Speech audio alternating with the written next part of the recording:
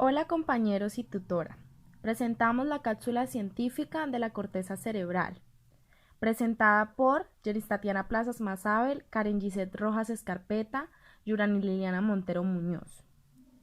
Dando a conocer el tema de la corteza cerebral, partes de la corteza cerebral, partes del cerebro y dónde se relacionan y tipos de neuronas. La corteza o corte cerebral es la sustancia gris que cubre la superficie de los hemisferios cerebrales, donde ocurre la percepción, la imaginación, el pensamiento, el juicio y la decisión. A la corteza se le reconocen tres componentes principales. El arquicortes, que está constituido por la formación del hipocampo, parte del sistema límbico. Esta es la parte animal o instintiva. El paleocortes se origina en la corteza olfativa. El neocortes es el encargado de los procesos de raciocinio, la parte consciente del cerebro. Cada hemisferio está dividido en 4 lóbulos. Estos lóbulos están delimitados por 4 cisuras cerebrales: cisura central o de Rolando, cisura lateral o de Silvio, cisura pariento-occipital y la cisura singular. Las áreas de la corteza cerebral que quedan entre estas cisuras son las que conocemos como lóbulos. A continuación se explicará cada uno. Lóbulo frontal. Es el lóbulo cerebral más grande de la corteza cerebral y está ubicado en la parte delantera, justo detrás de la frente. Se extiende desde la parte más anterior hasta la cisura de Rolando. Es el centro de mando y control del cerebro humano, por lo que se involucra en la planificación, el razonamiento y la resolución del problema, etc. Lóbulo temporal. El lóbulo temporal queda separado de los lóbulos frontal y parietal por la cisura del Silvio y los límites del lóbulo occipital. Se encuentra situado en los laterales derecho e izquierdo del cerebro, interviene en el procesamiento auditivo y del lenguaje, también está implicado en las funciones de memoria y en la gestión de emociones. Lóbulo parietal. Ocupa el área comprendida entre la cisura de Rolando y la parte superior de la cisura pariento-occipital. Está encargado de la integración de la información sensorial, contribuye al procesamiento del dolor y del tacto, entre otras importantes funciones. Lóbulo occipital. Se ocupa principalmente de la visión, aunque delega el procesamiento de algunos subprocesos de la visión a otros lóbulos. Analiza aspectos como la forma, el color y el movimiento para interpretar y sacar conclusiones de las imágenes visuales. Lóbulo límbico. El sistema límbico está formado por varias estructuras prosencefálicas, entre ellas la amígdala, el tálamo, el hipotálamo, el hipocampo, la corteza cingulada y el cuerpo calloso, entre otras. El sistema límbico gestiona las respuestas fisiológicas ante los estímulos emocionales y se relaciona con la memoria, atención, emoción, instintos sexuales, personalidad y conducta. Partes del cerebro y dónde se relacionan. El cerebro humano forma parte del sistema nervioso central. En él distinguimos dos partes que son el encéfalo y la médula espinal. El encéfalo, que es la parte central del sistema nervioso central que está encerrada y protegida dentro del cráneo.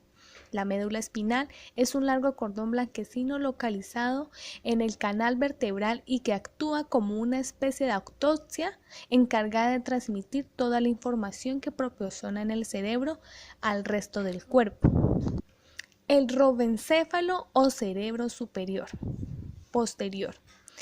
Es la estructura más antigua y menos evolucionada presente en todas las especies vertebradas. Está situado justo en la parte superior de la médula espinal y está formado por varias estructuras: mielencéfalo y metencéfalo.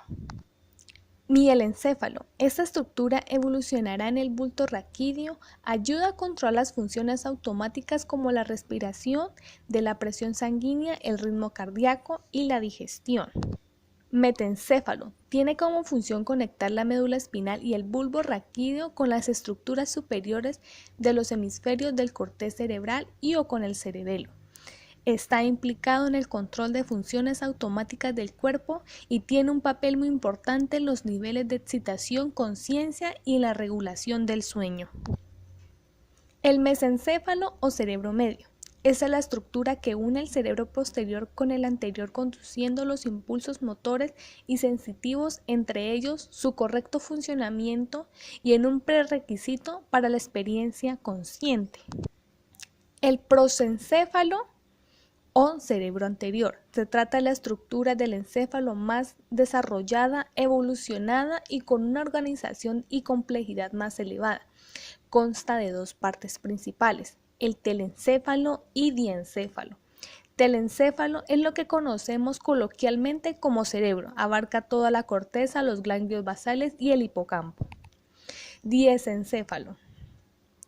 Queda oculto por los hemisferios, por lo que sitúa dentro del cerebro. Está formado por estructuras tan importantes que son el tálamo y el hipotálamo.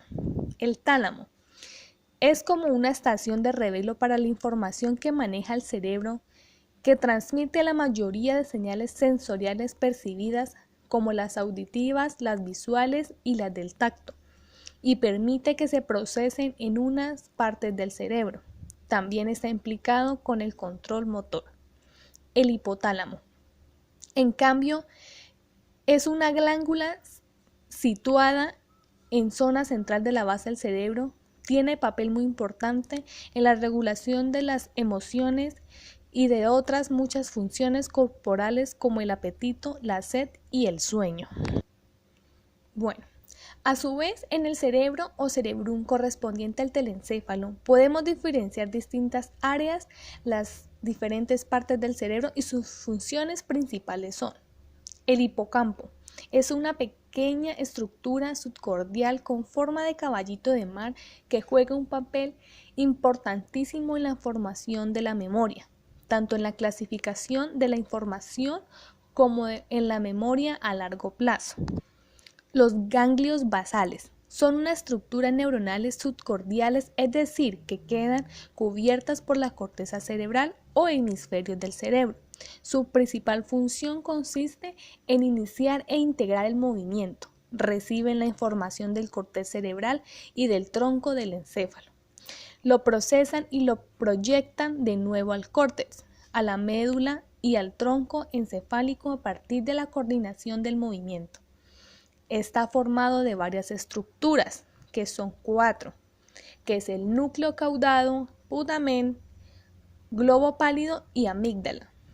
El núcleo caudado es un núcleo de forma de C que está implicado en el control del aprendizaje, movimiento voluntario, aunque también está involucrado con la memoria. Putamen se encarga de la preparación y de la ejecución de los movimientos de las extremidades. Globo pálido, su función principal es de la regular los movimientos automáticos y no conscientes. La amígdala, que desempeña un papel clave en las emociones, sobre todo en la del miedo. La amígdala ayuda a almacenar y a clasificar los recuerdos cargados de emociones. Tipos de neuronas. Para conocer el tipo de neuronas, primero vamos a dar a conocer la estructura de la neurona. Está conformada por el soma, las dendritas y los axones. El soma es el cuerpo celular de la neurona, es donde se encuentra el núcleo y desde el cual nacen dos tipos de prolongaciones. Las dendritas son prolongaciones que producen del soma y parecen ramas o puntos. Reciben información procedente de otras células.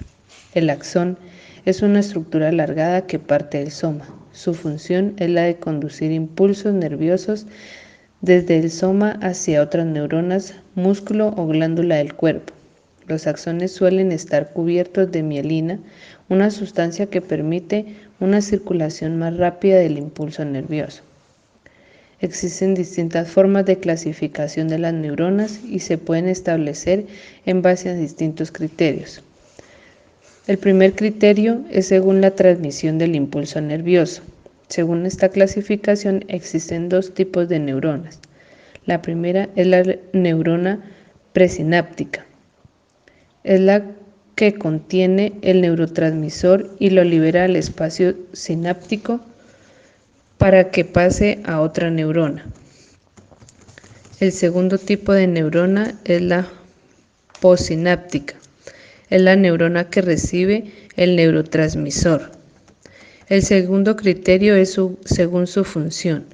Las neuronas pueden tener funciones diferentes dentro de nuestro sistema nervioso central, por eso se clasifica de esta manera. Neuronas sensoriales, que son las que envían información de los receptores sensoriales al sistema nervioso central. Neuronas motoras envían información desde el sistema nervioso central a los músculos esqueléticos. Las neuronas interneuronas es la que conecta con otras neuronas, pero nunca con receptores sensoriales o fibras musculares. El tercer criterio es según la dirección del impulso nervioso. En función de la dirección del impulso nervioso, las neuronas pueden ser de dos tipos: neuronas aferentes. Este tipo de neuronas son las neuronas sensoriales. Reciben este nombre porque transportan el impulso nervioso desde los receptores u órganos sensoriales hacia el sistema nervioso central. Neuronas aferentes, estas son las neuronas motoras. Se llaman neuronas aferentes porque transportan los impulsos nerviosos fuera del sistema nervioso central hacia efectores como músculos o las glándulas. El cuarto criterio es según el tipo de sinapsis. Según el tipo de sinapsis podemos encontrar dos tipos de neuronas. Neuronas excitatorias incrementan la posibilidad de producir un potencial de acción. Las neuronas inhibitorias, que reducen la posibilidad de producir potencial de acción. Y dentro de ellas también se encuentran las neuronas moduladoras. Su función consiste en modular la respuesta de las células a una neurotransmisión principal.